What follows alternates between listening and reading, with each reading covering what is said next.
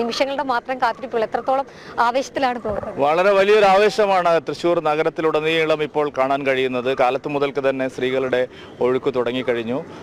വലിയൊരു ജനക്കൂട്ടത്തെയാണ് ഞങ്ങളിവിടെ പ്രതീക്ഷിക്കുന്നത്.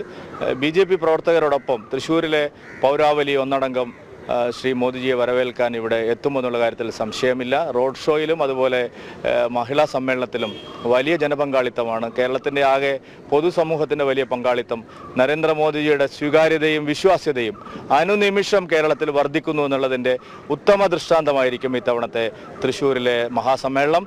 പൂരത്തിൻ്റെ നാട്ടിൽ മറ്റൊരു മഹാപൂരം ഇവിടെ ഇന്ന് അണിനിരക്കുകയാണ്. അത് സ്വമേധയാ ജനങ്ങൾ ഒരുക്കുന്ന പൂരം തന്നെയാണ് വടക്കുന്നാഥൻ്റെ മണ്ണിൽ ഇപ്പോൾ കാണാൻ കഴിയുന്നത്.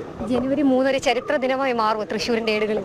തീർച്ചയായിട്ടും തൃശ്ശൂരിൽ മാത്രമല്ല, കേരളത്തിൻ്റെ രാഷ്ട്രീയ ചരിത്രത്തിൽ തന്നെ ഏറ്റവും നല്ല ഒരു ദിവസമായി, ഒരു വളരെ ചരിത്രപരമായിട്ടുള്ള ഒരു ദിവസമായിട്ട് ഇന്ന് മാറുമെന്നുള്ള കാര്യത്തിൽ സംശയമില്ല.